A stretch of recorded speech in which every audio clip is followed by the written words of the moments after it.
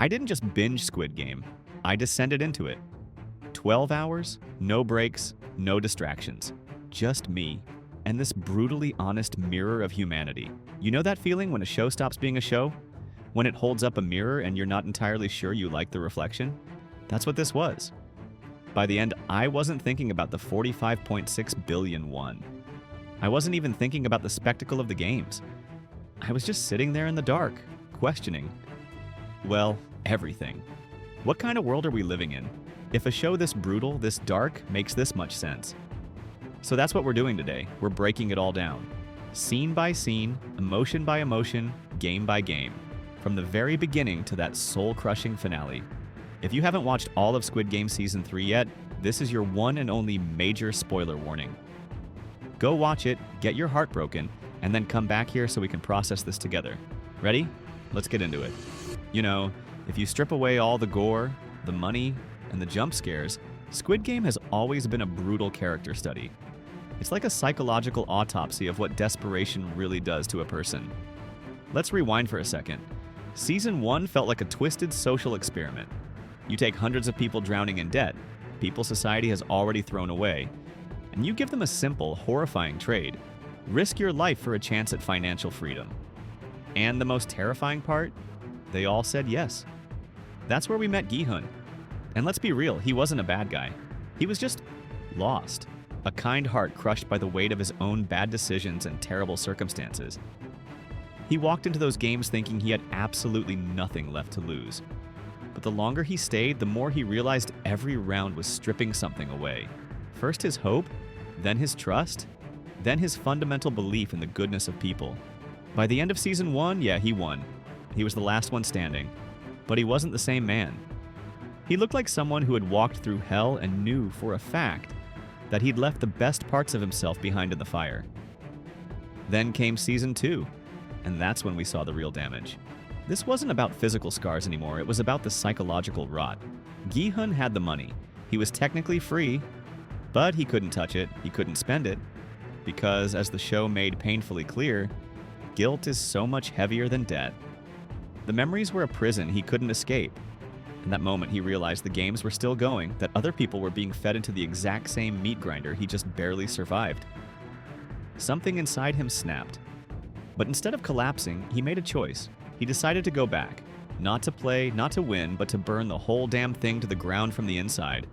It was trauma evolving into a terrifying purpose. And you can't talk about this without mentioning the Frontman. The ultimate G of Christmas future. He's the man who won the game. And then became the game. He is the chilling answer to the question, what could 𝐿𝐸𝐻𝐭 have become?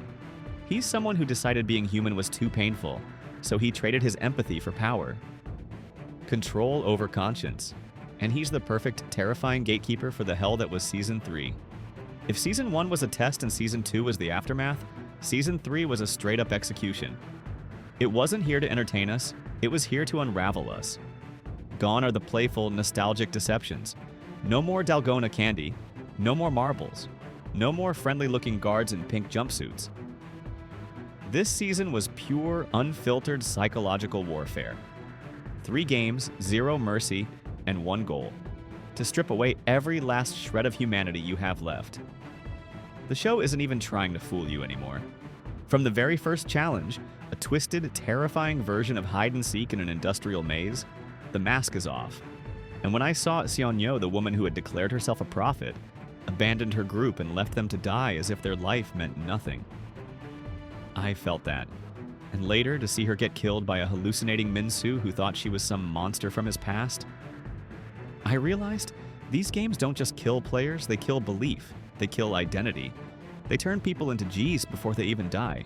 Every death this season felt like a trauma echo, a ripple effect of someone else's pain. But the most shocking death of the season for me came from the guard, No Yul.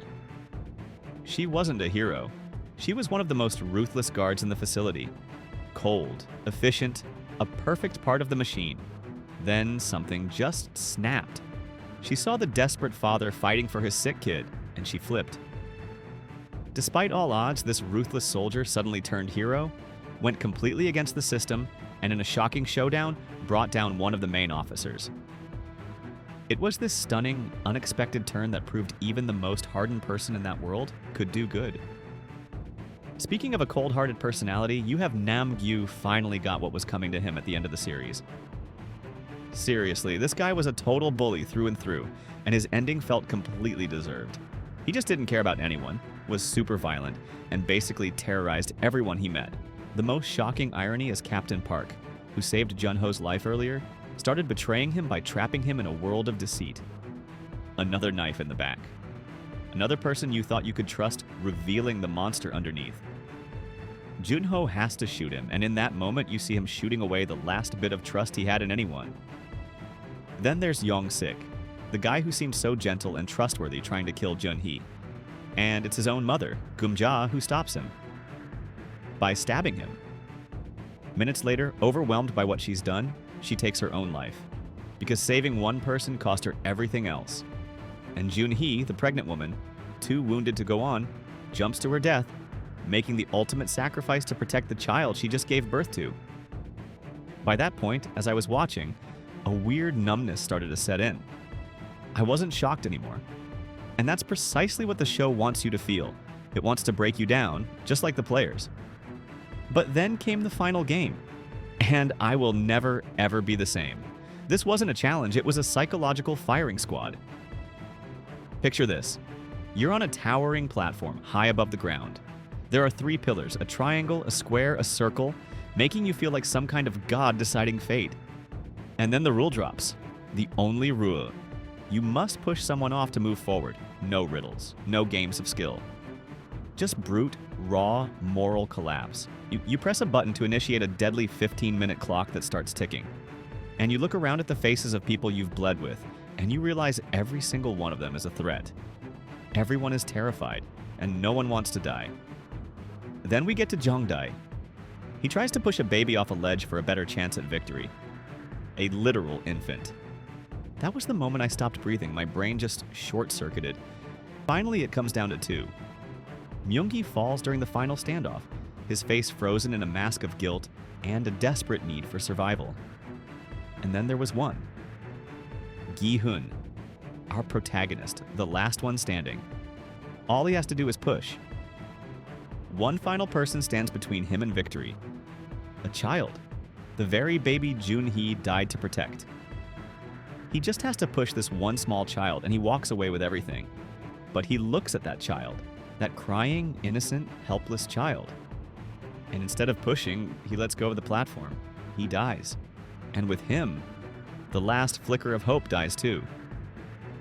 By the end of this season, Squid Game isn't asking, what would you do for money? It's asking a much, much darker question. After everything you've been through, are you still human? And worse, do you even want to be? Okay, let's zoom out for a second, because my head is spinning. This season was packed with symbolism, even more so than the first 2. Let's start with the colors. Red and green were still there, the iconic colors of the game. But this season, black and white started taking over everything. The players' rooms got darker, the guards' uniforms looked colder, sharper. It was a visual representation of the humanity draining out of the entire facility. But the biggest symbol, the one at the heart of it all, was the baby. That newborn, saved in the final episode, wasn't just a character. It was a message. The whole season was a showcase of how this world, our world, destroys innocence through greed, power, and these sick games. And then, at the very end, one pure thing survives. It felt like the show was making a statement. Maybe, just maybe, the future still has a sliver of hope, but only if it can escape the system entirely. There was also a ton of clock imagery. Countdowns, obviously, but also static wall clocks that weren't moving. It's this constant, oppressive reminder that time is always running out. For the players, for the game master, for everyone. There's one shot of a player's broken watch lying next to their body, and it just hits you. Time's up. And did you catch the eye motif? It was everywhere. Cameras watching every angle. Eye-shaped symbols carved into the walls. Even the VIPs wear these grotesque animal masks with these huge staring eyes.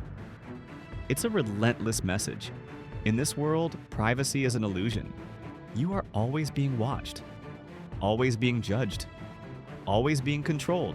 It's brilliant, and it's sick. And it's what makes this show so much more than just a survival thriller. Let's talk about the people who are going to be living in my head, rent-free for the next few months. First, obviously, is Gi-hun.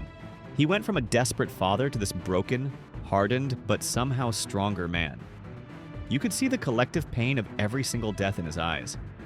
And that final sacrifice? It didn't feel like a big, flashy hero moment. It felt like a quiet, heartbreaking goodbye. He didn't win the game. He transcended it by refusing to play its final monstrous move. Then there's Junhee, the quiet pregnant woman. She was the moral compass in a world that had lost its direction. She didn't have many lines, but every time she looked down at her belly, you knew exactly what she was fighting for. And her final act of self-sacrifice was one of the most powerful and devastating moments in the entire series. No screams, no tears, just letting go. The frontman also became so much more complex. We saw the cracks in his perfect cold facade. We got hints about his past, his regrets, how he became this monster. There were moments where it looked like he was tired of it, like he wanted out. But instead of escaping, he just gripped his power even tighter. It's the tragedy of a man who could have been good but chose not to be. And of course, 𝐿, the sweet-looking woman who turned out to be one of the most ruthless players. The moment she decided to take her own child's life to protect someone else's, that was a turning point. She was so disappointed in her son that in a moment of heat, she did something without even realizing its consequences. It showed how the games don't just kill you, they can twist you into the worst version of yourself first.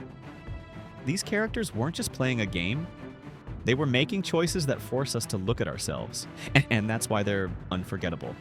As you can imagine, the second this season dropped, the internet exploded. And not everyone was on the same page. A lot of people are calling it the best season yet, praising how it leaned into the emotional darkness, Gi-hun's incredible character arc, and an ending that actually felt, well, final. But a huge part of the fandom felt the show went too far. People were saying it was emotionally overwhelming, even manipulative. The scenes with Junhee and the baby being put in such a horrifying position were a major point of contention. A lot of viewers felt that using a newborn that way, even if the baby survives, crossed a major line. This led to some intense debates online. Some fans interpreted the ending, with its intense focus on saving the baby at all costs, as having a strong pro-life message. That sparked a huge argument over whether the show was getting political. Others argued it had nothing to do with politics and was simply a metaphor for hope and innocence. And then, there was the final scene. After the island is destroyed after the silence, we cut to Los Angeles. A woman in a slick white coat is recruiting a new player. The camera turns, and it's Cate Blanchett. My jaw was on the floor. A Hollywood legend making a shocking cameo, setting up something entirely new. The internet went into a complete meltdown. What does it mean? Is Squid Game going global? Is this a spin-off? No matter how people felt, loved it, hated it, were traumatized by it, one thing is for sure. Season 3 made people feel something. And that's the mark of powerful television. So, is Season 4 happening? This is the big question, right? After an ending like that, with Gi-hun's sacrifice and the destruction of the island, it felt like a definitive conclusion. And Netflix has confirmed it. Yes, this was the final season of the original Korean storyline. The creator planned it as a 3-season trilogy, filmed back-to-back, designed to tell one complete, soul-shattering story. Gi-hun's story is over. But here's the twist no one saw coming. The game may be over for Gi-hun, but the franchise, it is far from it. An American version of Squid Game is officially in the works, and that wasn't just a rumor. That Cate Blanchett cameo was the confirmation. And get this, the legendary filmmaker David Fincher is reportedly involved. The guy who gave us Seven, Fight Club, and The Social Network. Can you even imagine what his version of this world looks like? The next game is heading west, and we have no idea what the new rules will be. On top of that, the reality show, Squid Game: The Challenge, has already been renewed for a second season. Real players, real money, and from the sounds of it, even bigger and more intense games. And if that wasn't enough, the original creator has hinted that there are still untold stories within his universe. The 3 years between seasons 1 and 2. The lives of the masked men, the recruiters, the VIPs, there is so much more world to explore, so no, there is no season 4. But the world of Squid Game? It's only just beginning, and the next game might be a lot closer than you think. Whew. Okay, I think I got it all out. I need to go stare at a wall for a few hours now. But I want to know what you all think. What moment from Season 3 stuck with you the most? What game made your heart race or your stomach turn? And do you think 𝐏𝐥𝐸's ending was the right one? Drop your thoughts in the comments below. Let's talk about it. Let's process this collective trauma together. And if this video made you feel anything, please give it a like, subscribe for more breakdowns, and hit that notification bell so you don't miss what's coming next. Thanks for watching, and stay safe out there.